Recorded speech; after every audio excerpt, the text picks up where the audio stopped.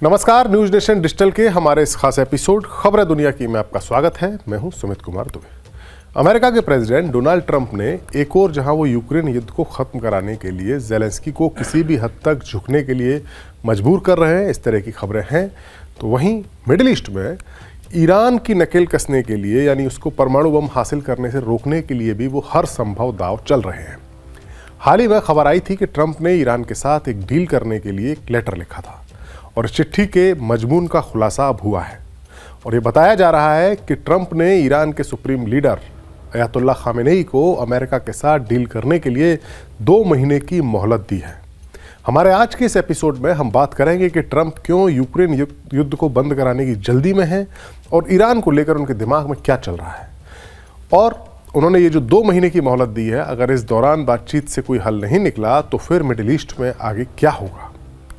अमेरिकी अखबार एक्सियोस ने जो खबर दी है उसके मुताबिक प्रेसिडेंट ट्रंप की ओर से ईरान के सुप्रीम लीडर को जो चिट्ठी लिखी गई थी उसमें नए परमाणु समझौते पर पहुंचने के लिए 2 महीने की समय सीमा निर्धारित की गई है। एक्सियोस को इस पत्र के बारे में जानकारी खुफिया सूत्रों से मिली है, ये उनका दावा है और उन्होंने उन्हें बताया है कि ये समय सीमा या तो प्रस्ताव मिलने या बातचीत शुरू होने के बाद शुरू हो सकती है। यदि ईरान इस प्रस्ताव को अस्वीकार करता है तो फिर ईरान की परमाणु सुविधा यानी वो जगह जहां पर ईरान अपनी न्यूक्लियर ठिकाने हैं और न्यूक्लियर बम बनाने की कोशिश में लगा हुआ है, उनके खिलाफ अमेरिका या फिर इजराइल की ओर से मिलिट्री एक्शन होने की पॉसिबिलिटी बढ़ जाएगी। एक्सियोस की जो रिपोर्ट है उसमें इस चिट्ठी को बेहद कठोर बताया गया है और कहा गया है कि नए समझौते के लिए बातचीत का प्रस्ताव तो है, लेकिन ईरान द्वारा परमाणु बम बनाने के कार्यक्रम को चलाए रखने पर इसके परिणाम भुगतने की चेतावनी भी इस चिट्ठी में दी गई है। ट्रंप ने कथित तौर पर इस बात पर जोर दिया है इस चिट्ठी में कि वो अनिश्चितकालीन वार्ता नहीं चाहते और उन्होंने समझौते के लिए 2 महीने की समय सीमा तय की है। जानकारी के मुताबिक ट्रंप की ये चिट्ठी यूएई के राजनयिक अनवर गरकाश के द्वारा पिछले हफ्ते ही ईरान को सौंप दी गई। ये चिट्ठी एक ऐसे समय में आई जब खामेनेई बातचीत की संभावनाओं को खारिज करते हुए कह चुके हैं कि अमेरिका से बातचीत का कोई फायदा नहीं है, वो पाबंदियों में कोई ढील नहीं देंगे बल्कि इन पाबंदियों को और सख्त ही बनाएंगे।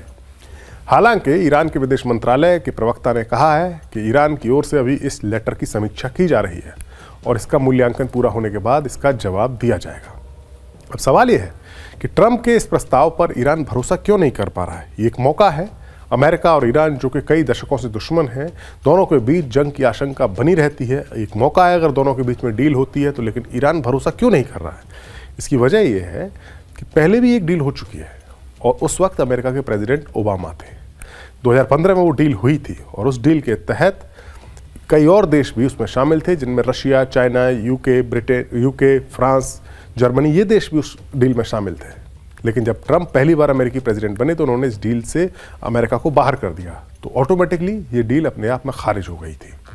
ट्रंप ने पहले कार्यकाल में इस परमाणु समझौते से अमेरिका को अलग किया था और उन्होंने इसे एक मैक्सिमम प्रेशर डालने के अभियान का नाम दिया था। ईरान के ऊपर मैक्सिमम प्रेशर डाला जाए, लेकिन ये दाव लग रहा है अमेरिका को उल्टा पड़ गया है। इसीलिए वो ईरान के साथ फिर बातचीत की बात कर रहा है, क्योंकि ईरान कमज़ोर तो हुआ नहीं बल्कि रूस और चीन जैसे मुल्कों के और ज़्यादा करीब आया है। यूक्रेन युद्ध में तो रूस का साथी भी बना है। ईरान ने रूस को कई सारे ड्रोन्स और मिसाइलें दी हैं जिनका असर या जिनका जो नतीजा सीधा सीधा यूक्रेन युद्ध में दिख रहा है, जहाँ पर रूस को अपर हैंड मिला हुआ है। और जब ट्रंप ने समझौते से हाथ खींचा, ये जो समझौता जब रद्द किया गया था, तब ईरान अपनी शर्तें पूरी कर रहा था। शर्त ये थी कि ईरान अपने न्यूक्लियर प्रोग्राम को से पीछे हटेगा, बदले में पाबंदियां हटाई जाएंगी। ईरान पीछे हट रहा था, लेकिन ट्रंप की वजह से वो समझौता रद्द हुआ था। 2022 में जब यूक्रेन युद्ध शुरू हुआ, उसके बाद राजनीतिक हालात काफ़ी मुश्किल हुए और फिर अमेरिका के साथ अमेरिकी प्रेसिडेंट उस वक्त के जो बाइडेन भी ईरान के साथ कोई डील नहीं कर सके। अब ट्रंप का ये प्रस्ताव एक तरह से ऐसी बात है जिसमें ट्रंप खुद ही अपनी गलती मान रहे हो, लेकिन चूंकि ईरान अमेरिका से धोखा खा चुका है और स्पेशली ट्रंप से ही धोखा खा चुका है, इसीलिए उसको शक होना लाजमी है। दूसरी बात यह है कि ईरान अब परमाणु बम बनाने के करीब भी पहुंच चुका है। हमने अपने पिछले कई वीडियोस में आपको ये बताया है कि किस तरीके से ईरान यूरेनियम के इनरिचमेंट को 60% के लेवल तक ले जा चुका है और 90% का लेवल उसको अचीव करना है। साफ साफ बात यह है कि ईरान अगर परमाणु बम बनाएगा तो उसका सबसे पहला इमीडिएट खतरा इजराइल पर होगा और वो ईरान को किसी भी हालत में परमाणु बम हासिल करने से रोकना चाहता है। और इजराइल का मत ये है कि इससे पहले कि ईरान परमाणु बम हासिल करे उसकी उन न्यूक्लियर साइट्स को हमला करके तबाह किया जाए जहां पर इसकी तैयारी चल रही है।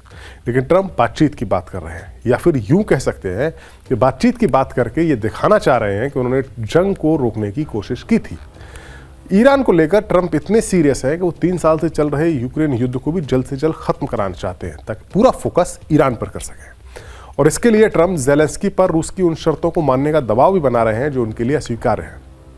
ट्रंप ने हाल ही में रशियन प्रेसिडेंट पुतिन के साथ मंगलवार को टेलीफोन पर बातचीत की थी और ये बातचीत भले ही पूरी तरह कामयाब नहीं हुई, लेकिन जैसा कहा जा रहा था, लेकिन फिर भी एक सीमित युद्ध विराम यानी 1 महीने के सीज फायर पर सहमति की बात हुई थी, जो कि शांति की दिशा में एक बढ़ती हुई बात थी।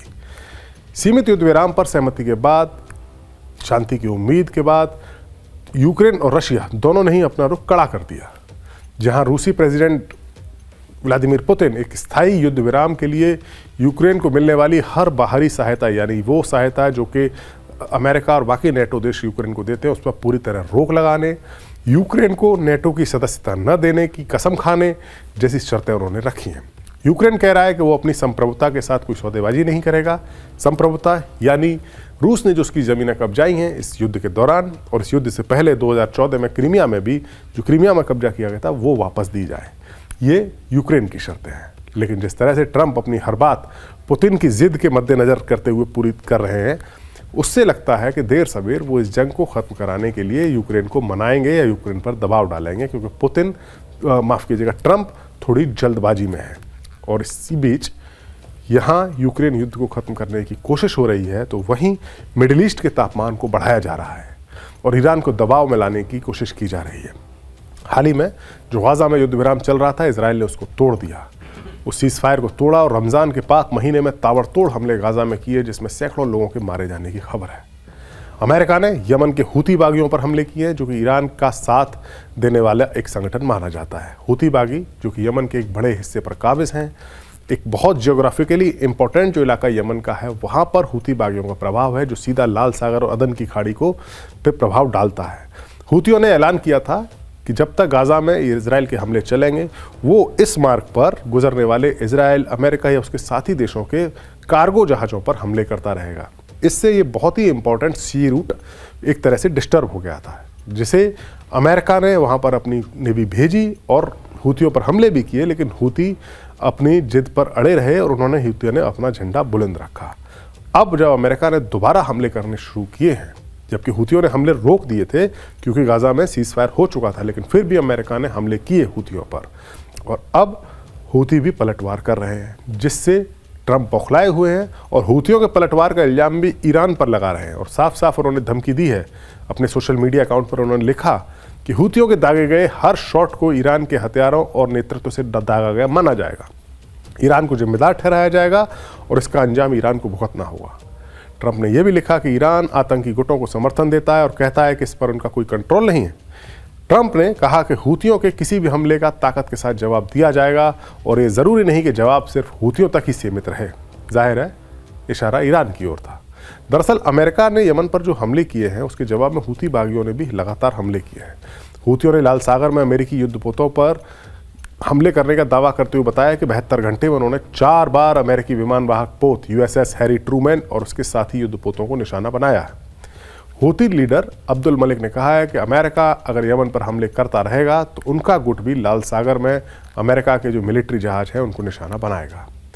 अब ट्रंप ने एक ताज़ा धमकी भी दी है और कहा है कि अमेरिका इतने हमले करेगा कि हूतियों का नामो निशान मिट जाएगा। जाहिर है ट्रंप की ईरान को दी गई 2 महीने की डेडलाइन से पहले हूतियों को कमज़ोर करके ईरान को कमज़ोर करने की कोशिश है, क्योंकि ईरान का एक और साथी हिजबुल्लाह, लेबनान का हिजबुल्लाह पहले से ही इस जंग में कमज़ोर हो चुका है। उसका करिश्माई लीडर नसरुल्लाह की मौत हो चुकी है और हिजबुल्लाह की फायर पावर काफ़ी कमज़ोर हो चुकी है। वहीं दूसरा एक और मसला है, वो मसला ये है कि ईरान का जो दोस्त मुल्क है रूस, उसको यूक्रेन युद्ध में बेनिफिट देकर ट्रंप रूस को भी ईरान से दूर करना चाहते हैं, कम से कम इतना ज़रूर करना चाहते हैं कि जब अमेरिका ईरान पर दबाव बनाए या हमला करे तो रूस एक तरह से न्यूट्रल रवैया अपनाए। और इसके लिए ट्रंप रूस को यूक्रेन युद्ध में बेनिफिट देना चाहते हैं, ईरान पर मैक्सिमम प्रेशर डालना चाहते हैं। और देखना यह है कि ईरान इस प्रेशर को कैसे सहन करेगा या उसका क्या जवाब देगा, ये देखने वाली बात होगी। हमारा वीडियो आपको कैसा लगा कमेंट सेक्शन में जाइए और अपनी राय हमें ज़रूर दीजिए। नमस्कार।